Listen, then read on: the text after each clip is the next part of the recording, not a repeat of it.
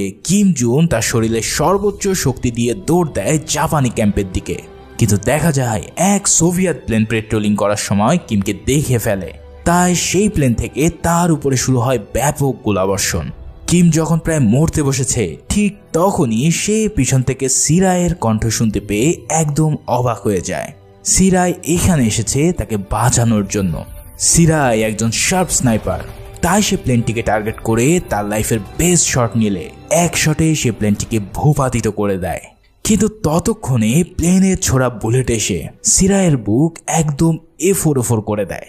মুভির এই দৃশ্যে যে কি ডিপ মিনিং রয়েছে তা আসলে তোমাদেরকে এক্সপ্লেইন করে বোঝানো সম্ভব না। সামান্য এক রাতের পরিচয়ে সিরাই তার প্রাণ দিয়ে বাঁচিয়ে নেয় কিম জুনের প্রাণ। সেই সাথে মারা যাওয়ার সময় বলে যায়, বাঁচাও তোমার সব বন্ধুর প্রাণ। সিরাইকে শেষ বিদায় জানিয়ে আবারও দৌড় শুরু করে কিম। কিন্তু সে যখন ব্যারাকে পৌঁছায় তখন দেখা যায় ইতিমধ্যে পুরো ব্যাটালিয়ন রওনা দিয়েছে যুদ্ধের জন্য। দূর থেকে কিম সবাইকে সতর্ক করে দেয় যে তোমরা থামো, সোভিয়েতরা আসছে। কিন্তু তার আগে শত শত ট্যাঙ্ক নিয়ে সোভিয়েতরা সেখানে এন্ট্রি নিলে শুরু হয় এক বিশাল রক্তক্ষয়ী যুদ্ধ। জাপানিরা একদমই প্রস্তুত ছিল না এত বড় স্কেলের যুদ্ধের জন্য। তাই যুদ্ধ শুরু হওয়ার সাথে সাথে জাপানি ফ্রন্ট লাইন একদম ভেঙে পড়ে। তবুও তাদের সুইসাইড স্কোয়াডরা বুকে বোম বেঁধে একে একে ঝাঁপিয়ে পড়ে সোভিয়েত ট্যাঙ্কের নিচে আর তা উড়িয়ে দিতে থাকে। সোভিয়েত ট্যাঙ্কম্যানরা ট্যাঙ্কের উপর থেকে তাদের হেভি মেশিন গান দিয়ে ঝাঁঝরা করতে থাকে জাপানি সবার বুক। এরই মাঝে কর্নেল তাতসিও তার হাতের কাটানা নিয়ে ক্ষিপ্র গতিতে এগিয়ে যায় সোভিয়েত সোলজারদের মাথা কাটার জন্য। অনেকগুলো ট্যাঙ্ক বিস্ফোরিত হয়ে যাওয়ার কারণে জাপানিরা এবার কিছুটা লিড পেয়ে যায়। তবে খানিক বাদেই আরও অনেক ট্যাঙ্ক আসতে দেখে কর্নেলের কপালে এবার ভাঁজ পড়ে যায়। কিন্তু আগেই বলেছি, কর্নেল তাতসিও কঠিন হৃদয় ও একরোখা কমান্ডার। সে জানে এই যুদ্ধে জেতা তো দূরের কথা, একটা সোলজারও প্রাণ নিয়ে ফিরে যেতে পারবে না। তাও সে সবাইকে বলে ঝাঁপিয়ে পড়ো, আক্রমণ করো। এই সব শুনে কিম এবার তাকে চেপে ধরে। সে বলে, তুই কি পাগল হলি নাকি? এই সব সৈনিকের প্রাণের কোনো মূল্য নেই তোর কাছে? প্লিজ সবাইকে রিট্রিট করতে বল। কিন্তু কে শোনে কার কথা? উল্টো যারা প্রাণের ভয়ে যুদ্ধ ছেড়ে পালিয়ে যাচ্ছিল তাদের সবাইকে তাতসিও গুলি করে মারতে শুরু করে। তার কথা হচ্ছে যুদ্ধক্ষেত্রে ভীতুর কোনো স্থান নেই। যে দেশের জন্য লড়তে পারে না তার বেঁচে থাকারও কোনো অধিকার নেই। এই বলে সে নির্বিচারে সবাইকে গুলি করে মারতে থাকে। এমন নিষ্ঠুরতা দেখে আর সহ্য করতে না পেরে কিম হামলা করে তাতসিওর উপর। ঠিক তখনই এক ট্যাঙ্কের গোলা এসে তাদের উপর পড়ে আর দুজনেই একদম উড়ে যায়। এখন এই হামলার পর তারা আদৌ বেঁচে আছে কিনা চলো সেটা জেনে নেই। এরপর সিন আমরা দেখতে পাই ওই যুদ্ধে যে সব জাপানি সোলজাররা বেঁচে ছিল তাদের সবাইকে সোভিয়েতরা বন্দি করে নিয়ে যাচ্ছে মস্কোর দিকে। তীব্র শীতের মধ্যে তাদের সবাইকে ট্রেনে চাপিয়ে নিয়ে যাওয়া হচ্ছে প্রিজনার অফ ওয়ার হিসেবে। সেখানে আমরা আবারও কিম ও তাতসিওকে দেখে বুঝতে পারি তারাও বেঁচে ফিরেছে। তাদের নিয়ে আসা হয় এক অজ্ঞাত স্থানে যেখানে সব যুদ্ধবন্দীদের রাশিয়ানরা আটকে রেখেছিল। প্রচণ্ড তুষারঝড়ের মধ্যে তাদের এক লাইনে দাঁড় করিয়ে রাশিয়ানরা শপথ বাক্য পাঠ করায়। সেই সাথে তাদের লিডার তাতসিওকে অর্ডার দেওয়া হয় জাপানের পতাকা মারিয়ে রাশিয়ার বশ্যতা স্বীকার করে নেওয়ার জন্য।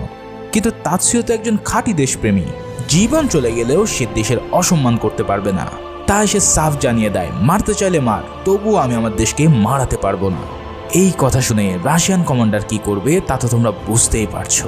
শাস্তিস্বরূপ তাতসিওকে বরফ জমা ঠান্ডার মধ্যে আধ মরা করে ঝুলিয়ে রাখা হয় আর পুরো ব্যাটালিয়নকে মারতে মারতে ব্যারাকের মধ্যে নিয়ে যাওয়া হয়। এরপর তাদের নিয়ে যাওয়া হয় কর্মক্ষেত্রে। সেখানে গিয়ে হঠাৎ কিম দেখতে পায় তার সেই বন্ধুদের যাদেরকে সে নৌকায় তুলে দিয়েছিল তারা এখনো বেঁচে আছে। তাদের দেখে কিমের এত কষ্টের মধ্যেও মনে খুশির জোয়ার বয়ে যায়। তখন কিম প্রশ্ন করে, আরে আমাদের জং ডে কোথায়? তখন তারা বলে, আমাদের জং ডে এই জেলখানার একজন বড় কমান্ডার হয়ে গেছে, যাকে এখন সবাই অ্যান্থনি বলে চেনে। মানে 2 মাস আগে তারা এখানে আসার পর জং ডে সাহসিকতা ও রাশিয়ানদের প্রতি মারাত্মক অনুগত্যের জন্য রাশিয়ানরা তাকে এই জেলের কমান্ডার বানিয়ে দিয়েছে। ঠিক সেই সময় জং ডে সবার সামনে উপস্থিত হয়ে ভাষণ দেওয়া শুরু করে আর বলে, এখানে বেঁচে থাকতে হলে কাজ করে খেতে হবে আর রাশিয়ানদের অনুগত থাকতে হবে, না হলে পিটিয়ে সবগুলোর পাছার ছাল তুলে নেব। কিম মনে মনে ভাবে, আরে আমার এমন ভোলা ভালা বন্ধুর এ কি পরিবর্তন। জং ডে কিমকে দেখার সাথে সাথে পাগলের মতো করতে থাকে। প্রিয় বন্ধু এখনো বেঁচে আছে এটা তার বিশ্বাসই হচ্ছে না। জং ডে তখন জানায়, বন্ধু তোর ভাই এখানকার সেকেন্ড বস, এমন কোনো বাপের বেটা নাই যে তোর গায়ে একটা আঁচড় দিতে পারে। এই সব দেখে কিমের বেশ ভালোই লাগে। তবে জং ডে যখনই সেই জাপানিদেরকে দেখতে পায় তখন তার মাথার রক্ত একদম গরম হয়ে যায়, কারণ এই জাপানিরাই কিমের সাথে কত অন্যায় অবিচার করেছিল। তাই রেগে গিয়ে জং ডে তাদের উদাম কেলানো দেয় আর নিজের কিছুটা ঝাল মিটিয়ে নেয়। ওই যে কথাই বলে না, দিন সবসময় এক যায় না, আজকের ফকিরও একদিনের বাদশাহ হতে পারে। যাই হোক, পরের সিনে দেখা যায় শাস্তি শেষ করে তাৎসুয়োকে তার ব্যাটালিয়নের ছেলেরা রুমের মধ্যে নিয়ে এসেছে, কিন্তু তার অবস্থা খুব খারাপ। ঠান্ডায় জমে সে একদম মরতে বসেছে। তখন সবাই তাকে ধরাধরি করে আগুনের কাছে নিয়ে আসতে চাইলে সেখানে অ্যান্থনি তাদের কোনো হেল্প করতে চায় না। কিন্তু ব্যাটালিয়নের সোলজাররা নিজেদের কর্নেলের প্রাণ বাঁচানোর জন্য অ্যান্থনির পায়ে পড়ে। অ্যান্থনিও কিছুটা নরম হলে তারা সে যাত্রায় তাৎসুয়োর প্রাণ বাঁচাতে সক্ষম হয়। এরপর তাৎসুয়ো একটু সুস্থ হলেই আবারও তার ব্যাটালিয়নে গিয়ে কমান্ড দেওয়ার চেষ্টা করে। সে কিমকে অর্ডার দেয় তার কমান্ড ফলো করার জন্য, কিন্তু কিম সাফ জানিয়ে দেয়, তুমি এখন আমার কমান্ডার না, আমি তোমার কমান্ড মানতে পারবো না। এটা শুনে তাৎসুয়ো প্রচণ্ড রেগে গিয়ে দুজনে মারামারি শুরু করে দেয়। তাদের এই মারামারির কথা রাশিয়ান কমান্ডার জানতে পেরে তাদেরকে ধরে নিয়ে আসে। সে বলে, তোদের তো মরার খুব শখ তাই না, এই নে ছুরি, দেখি কে কাকে মারতে পারে। কিম জুন কিন্তু এমন ফাইট করতে চাচ্ছিল না, তবে তাৎসুয়ো এক কথায় রাজি হয়ে গিয়ে তার উপরে হামলে পড়ে। অগত্যা কিমও তার ডিফেন্স করতে থাকে, কিন্তু এক পর্যায়ে তাৎসুয়ো যখন প্রায় কিমকে খতম করে দিতে চাইছিল তখন কিম ফাইট ব্যাক করে আর তাৎসুয়োকে ধরাশয়ী করে ফেলে। এখন কিম চাইলেই তাকে মেরে ফেলে তার সব প্রতিশোধ নিতে পারে, কিন্তু কিম অত পাষাণ না। সে তাৎসুয়োকে সুযোগ পেয়েও